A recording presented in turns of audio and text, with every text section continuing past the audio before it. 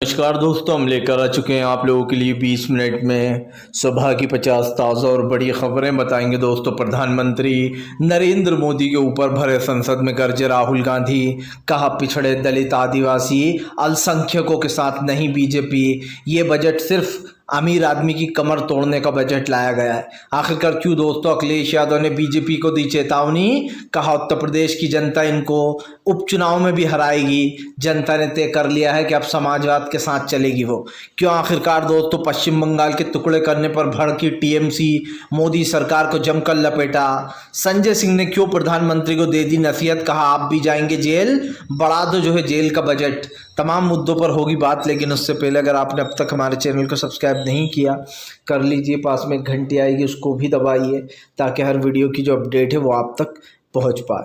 दरअसल दोस्तों, आपको बताते चले, प्रधानमंत्री नरेंद्र मोदी के ऊपर आग बबूला हुए राहुल गांधी बोले, दलित, पिछड़े, आदिवासी, अल्पसंख्यक, अति पिछड़ों के लिए नहीं बल्कि पूंजीपतियों का बजट लाई है सरकार। दरअसल दोस्तों, अगर देखा जाए तो ना मुसलमानों को तो खैर देती ही नहीं है बीजेपी कुछ, अगर हम बेचारे पिछड़े मुस्लिमों की बात करें।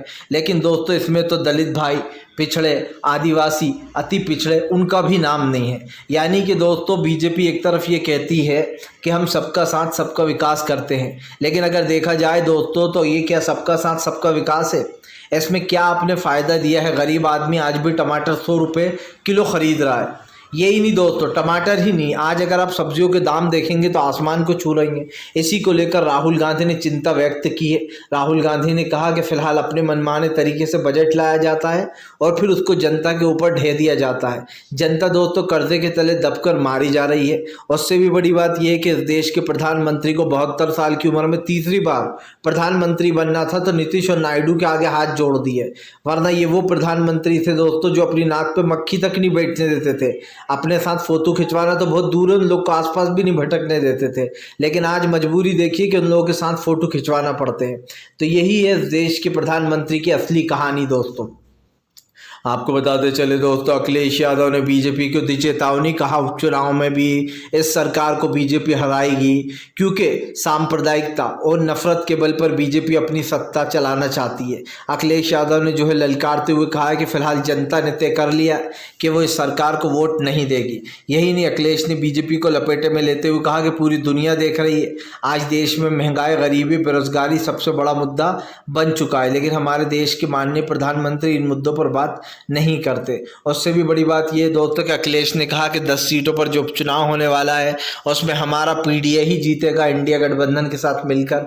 जाहिर सी बात है दोस्तों, पीडीए का मतलब आपको पता ही है। अखिलेश ने जो पीडीए बनाया था एनडीए के खिलाफ, और इंडिया गठबंधन ने बीजेपी के एनडीए को जबरदस्त मात दी। उससे भी बड़ी बात पता है क्या है कि उत्तर प्रदेश की जनता अब 2 चीज़ समझ चुकी है। पहली तो ये कि बीजेपी के अब किसी बहकावे में नहीं आएंगे, क्योंकि बीजेपी ने बहुत बड़ी बड़ी बातें की दोस्तों। जब दोबारा उसको उत्तर प्रदेश की जनता ने जिता दिया 2019 में, तो इन लोगों ने जो बेईमानी की वो आपके सामने है, और हमने इस चीज़ को बार बार दोहराएंगे और बार बार ये कहते रहते हैं कि उत्तर प्रदेश की जो जनता है दोस्तों, वो आपके सामने सच लेकर आती रहती है। प्रधानमंत्री को लगता है कि बस झूठ बोल दो और चल जाएगा काम। पहले आप जनता से वोट मांगोगे, फिर खास करके उत्तर प्रदेश की में दोस्तों बुलडोज़र चलाओगे और मासूम लोगों के घरों को रोन दोगे। पहली बात यह है कि आज की तारीख में आपको सच्चे पत्रकार कहीं मिलेंगे नहीं। अगर आप ढूंढने निकलेंगे कि सच्चा पत्रकार कौन है दोस्तों, तो आपको सिर्फ एक चीज़ देखने को मिलेगी, वो है झूठे पत्रकार। और आपको पता ही है कि गोदी मीडिया इनका नाम क्यों पड़ा था। लेकिन उससे भी बड़ी बात यह है कि पहले तो आप मुसलमानों को टारगेट करते थे, अब तो हमारे हिंदू भाइयों को भी आप छोड़ नहीं रहे हैं। ये आपकी सच्चाई है। आपको बताते चले दोस्तों, फिलहाल भारतीय जनता पार्टी के ऊपर आग बबूला हुए संजय सिंह। कहा, जेल का बजट बढ़ाइए साहब, आप भी जेल जाएंगे एक दिन। दरअसल आपको बता दें दोस्तों, प्रधानमंत्री नरेंद्र मोदी के कहने पर ईडी सीबीआई कार्रवाइयाँ करती है और विपक्ष के नेताओं को, अरविंद केजरीवाल को जेल में लंबे समय से ठूस रखा है। खास करके उनको बेल मिल गई थी ईडी वाले मामले में, तो बेचारों को दोस्तों सीबीआई से गिरफ्तार करा दिया। अब ये तानाशाही नहीं तो क्या है कि एक बंदे को बेल मिल गई और उसको कोर्ट के अंदर से ही गिरफ्तार कर लिया जाता है। उसके बाद यही मैटर नहीं है दोस्तों, सिर्फ मैटर ये है कि संजय सिंह ने कहा कि अरविंद केजरीवाल जैसे इंसान को जेल में बंद कर रखा है जो कि ईमानदारी का काम कर रहे थे दिल्ली की जनता के लिए। लेकिन उन लोगों का क्या जिन लोगों ने दिल्ली के का बजट तक में ध्यान नहीं रखा, जबकि जनता ने इनको 4 सीटें जिता दी लोकसभा में दोस्तों। पूरी की पूरी 4 सीटें बीजेपी खाते में गई लोकसभा की। उसके बाद भी दोस्तों दिल्ली के साथ ऐसा सौतेला व्यवहार किया गया है। संजय सिंह ने कहा कि एक बात और दे देता हूँ, एक एडवाइस, जेल का बजट बढ़ा दीजिए क्योंकि आपको भी वहीं जाना है। सीधी सी बात है दोस्तों, संजय सिंह एक तरीके नरेंद्र मोदी को चेतावनी भी दे रहा है और तंज भी कस रहा है कि आपको भी वहीं जाना होगा। क्योंकि दोस्तों अगर देखा जाए तो नरेंद्र मोदी के बड़े बड़े भ्रष्टाचार जब सरकार बदलेगी तो जाहिर सी बात है बाहर आएंगे ही। राइफल से लेकर तमाम चीज़ों में कैसे घोटाले किए गए हैं ये किसी से छुपा नहीं है। और इस बात को हमने बार बार दोहराया दोस्तों कि देश के प्रधानमंत्री की सोच क्या है। इनके हिसाब से दोस्तों हिंदू मुसलमान हो रहा है तो इनकी सरकार चल रही है, और अगर वो नहीं हो पाएगा तो इनकी सरकार कैसे चलेगी, ये इनका सोचना है। तो इसीलिए बीजेपी धर्म की राजनीति करती है, विपक्ष धर्म की राजनीति नहीं करता। बस विपक्ष और बीजेपी में यही अंतर है दोस्तों, और ये अंतर हम आप सब लोग देख रहे हैं। ऐसा नहीं है कि मैं इसके बारे में बात कर रहा हूँ या आप इसके बारे में बात कर रहे हैं, ये तो पूरी दुनिया ही देख रही है कि भैया हो क्या रहा है। और आज आप जनता को झूठ बोलो या कुछ भी करो, जनता 2 चीज़ें समझ चुकी है कि देश में दोस्तों किस मुद्दों पर भलाई है और किस पर नहीं है, और इन्हीं चीज़ों को लेकर जमकर बवाल हो रहा है। आपको बता दें चले दोस्तों, उत्तर प्रदेश में आम आदमी जो है समाजवादी पार्टी ने 20 रुपये किलो बेचे टमाटर, तो बीजेपी को लगी मिर्ची। दरअसल आपको बता दें चले दोस्तों, उत्तर प्रदेश से लेकर तमाम राज्यों में इस वक्त जो यहाँ पर इंडिया गठबंधन का डंका बज रहा है। लेकिन आपको बता दें चले समाजवादी पार्टी ने बीजेपी को घेरने के लिए 100 रुपये किलो के टमाटर 20 रुपये किलो में बेचे, नाम रखकर समाजवादी पार्टी 20 रुपये किलो टमाटर, समाजवादी टमाटर नाम रखा। जिसके बाद वहां पर लेडीज़ों की धड़ी लग गई और सबने 20 रुपये किलो टमाटर खरीद कर रख लिए। यही नहीं, आपको बता दें चले ये तन इसलिए मारा जा रहा है कि भैया यहाँ पर जो तमाम चीज़ें हो रही हैं उसको लेकर कहीं ना कहीं रोक की बात की गई। और उससे भी बड़ी बात पता है क्या है दोस्तों, आज हमारे देश की जो विचारधारा है, जो सोच है, वो किसी से छुपी नहीं है। प्रधानमंत्री हो या बीजेपी के नेता हो दोस्तों, आज तमाम इस तरीके के जो मुद्दे हैं वो सबके सामने आ गए हैं। और भारतीय जनता पार्टी दोस्तों देश के लोकतंत्र को पूरी तरीके से बर्बाद कर रही है और ख़त्म कर रही है। इसलिए हम कह रहे हैं कि समाजवादी पार्टी ने जो भी किया वो तो सही किया ही दोस्तों, लेकिन कहीं ना कहीं इस मुद्दे पर जो है उसको भी आना होगा अस्तु को। तो तमाम ये चीज़ें हैं दोस्तों, और जाहिर सी बात है कि राहुल गांधी इस देश के में जो ख़ास करके विपक्ष का मुद्दा उठा रहा है वो सबको दिखाई दे रहा है। और कहीं ना कहीं हमने इस चीज़ को नोटिस किया है कि अब की बार विपक्ष बहुत मजबूती से लड़ रहा है, ख़ास करके संसद की जब बात आती है। इसीलिए अखिलेश ने 20 रुपये किलो टमाटर भेजकर ये बता दिया है कि महंगाई कहाँ है और कैसे समाजवाद के साथ पूरा देश है इस वक्त दोस्तों, पूरे देश की जनता इंडिया गठबंधन का साथ दे रही है। आपको बताते चले दोस्तों, प्रधानमंत्री नरेंद्र मोदी को लगा 440 वाट का झटका दोस्तों। जी हाँ, दरअसल आपको बताते चले महाराष्ट्र चुनाव से पहले ही जो है यहाँ पर बन गया ग्रुप, कांग्रेस, एनसीपी और दोस्तों उद्धव ठाकरे ने बना लिया है सीट शेयरिंग का फार्मूला। दरअसल आपको बताते चले महाराष्ट्र के चुनाव में अब ज़्यादा समय रह नहीं गया है। महाराष्ट्र के 2025 में महाराष्ट्र का चुनाव होने वाला है, उसी के साथ साथ हरियाणा और जो है दोस्तों झारखंड में भी चुनाव होगा। लेकिन आपको बताते चले महाराष्ट्र के चुनाव के लिए इंडिया गठबंधन ने अपनी रणनीति तैयार कर ली है। जिस तरीके से वो पहले महाराष्ट्र में चुनाव लड़ा था और जो बड़ी जीत हुई थी, वैसे ही इंडिया गठबंधन फिर से एक बार चुनाव लड़ने जा रहा है। लेकिन इस चुनाव का दोस्तों रिजल्ट आप अभी से सुन लीजिए। इस चुनाव में इंडिया गठबंधन बम्पर वोटों से जीतने जा रहा है, ये आप लिख कर रख लीजिएगा। क्योंकि दोस्तों महाराष्ट्र की जनता नरेंद्र मोदी को एक्सेप्ट नहीं कर रही है। महाराष्ट्र की जनता ने नरेंद्र मोदी को ठुकरा दिया। सबसे बड़ी बात यह है दोस्तों कि कुछ लोग हैं जो लोग सत्ता के आगे झुक जाते हैं या उनसे डर जाते हैं, और उनमें कई ऐसे नाम हैं, चाहे वो अक्षय कुमार हो, रोहित शेट्टी हो दोस्तों, या फिर जो है अमिताभ बच्चन हो, अजय देवगन हो, ये लोग जो है दोस्तों ये मोदी के बहुत बड़े भक्त बनते हैं, इसलिए हालांकि दिल से नहीं बनते दोस्तों। अक्षय कुमार तो है दिल से, लेकिन अमिताभ भी हैं, लेकिन कुछ लोग ऐसे हैं दोस्तों जो उन्हें जानबूझकर चापलूसी करना पड़ती है, क्योंकि उन्हें पता है कि अगर हम साथ नहीं देंगे, खिलाफ बोल देंगे कि ये देश में अच्छा नहीं हो रहा है, तो हमारे पीछे ही पड़ जाएंगे। जैसे कि एक किस्सा सुनाता हूँ, अभी काजोल ने बीच में कह दिया था कि हमारा देश इसलिए तरक्की नहीं कर पा रहा है क्योंकि हमारे देश में अनपढ़ नेता भरे पड़े हैं। अब आप समझिए, उन्होंने तो कहा था कि हमारे देश में अनपढ़ नेता भरे पड़े, उन्होंने ये तो नहीं कहा था कि किस पार्टी में भरे पड़े। लेकिन दोस्तों सबसे पहले मिर्ची लगी बीजेपी को। इसका मतलब ये है दोस्तों कि बीजेपी के दिल को खुद को भी पता है कि हमारी पार्टी में सारे अनपढ़ हैं ज़्यादातर, और उनको दोस्तों कोई ज्ञान नहीं है। क्योंकि अभी हाल ही में एक मध्य प्रदेश का वीडियो वायरल हुआ था जिसमें बीजेपी की नेता जो हैं उनको ये तक नहीं लिखना आता दोस्तों कि बेटी बचाओ बेटी पढ़ाओ, वो लिख रही थी बेटी पढ़ाओ बेटी बचाओ, और राइटिंग देख लें आप तो आप हंस हंस के कर रहे हो जाएं आपको कि ये 1 साल का जो बच्चा होता है वो भी इससे अच्छा लिख सकता है, इतनी है गंदी हैंड राइटिंग। या फिर यूँ कहते हैं कि एक अनपढ़ के हाथ में चाक पकड़ा दी जिसको लिखना ही नहीं आता था, ये थी वो मेन कहानी। तो वो लिखेंगी कहाँ से? तो सीधी सी बात है, जिन लोगों को लिखना नहीं आता, पढ़ना नहीं आता, ऐसे लोग अगर हमारे देश में सच में होंगे, काजोल की वो बात गलत नहीं है दोस्तों, वो सही थी वो बात। लेकिन सबसे पहले मैं तो ये कह रहा हूँ कि नाम तो लिया ही नहीं था उन्होंने कि किस पार्टी में, पर बीजेपी को बुरा लग गया। ऐसे ही जब ईवीएम का जिक्र करो तो बीजेपी भिन भिना जाती है। अरे भैया, इसीलिए तो कहते हैं कि चोर की दाढ़ी में तिनका, अनपढ़ लोग का हो तो आपकी पार्टी को बुरा लग जाता है, ईवीएम का जिक्र छेड़ो तो आपकी पार्टी भिन भिना जाती है, हिंदुत्व का मुद्दा छोड़ो तो आप भिन भिना जाते। इसका मतलब तो यही हुआ कि आपको पता है खुद को, आपके दिल को, कि ये सब आप हो, आपकी पार्टी में अनपढ़ हैं, आप जो है हिंसावादी पार्टी हो, और जो है आप जो भी मैं बातें बोल रहा हूँ दोस्तों, ये मैं नहीं बोल रहा हूँ, ये खुद बीजेपी एक्सेप्ट करती है, क्योंकि वो कहती है काजोल कौन होती है ये कहने वाली हमारे देश में अनपढ़ नेता भरे पड़े हैं। तब आप समझ सकते हैं दोस्तों कि अनपढ़ों का दर्द अनपढ़ी समझ सकते हैं भैया, इतनी तकलीफ़ उफ उफ। क्योंकि भाई हमने देखा अनुपम खेर का जो भाई है वो कैसे मोदी सरकार की मुखालफत तारीफ़ें कर रहा है कि ना अरे माँ सब मोदी जी को कहते रहते हैं वो अनपढ़ हैं, चौथी पास हैं। तो उनकी माँ कहती है अनुपम खेर की, क्या हुआ, पढ़ना लिखना ही सब कुछ नहीं होता? बताइए आप, इतना बड़ा देश को संभालना है दोस्तों, और वो कह रही है कि पढ़ना लिखना कुछ होता ही नहीं है। मतलब कि ऐसे ऐसे लोग पढ़े हैं दोस्तों जो मोदी सरकार की चाटुकारिता करने में ज़रा सी देर नहीं करते हैं, और मैं तो हंसी आती है ऐसे लोगों के ऊपर। आपको बता दें चले दोस्तों, फ़िलहाल एक बार फिर से मचने जा रहा है हंगामा। जी हाँ, दरअसल आपको बता दें चले दोस्तों, जब संसद में भड़क गए राहुल गांधी तो राहुल की टीम आ गई सबसे आगे।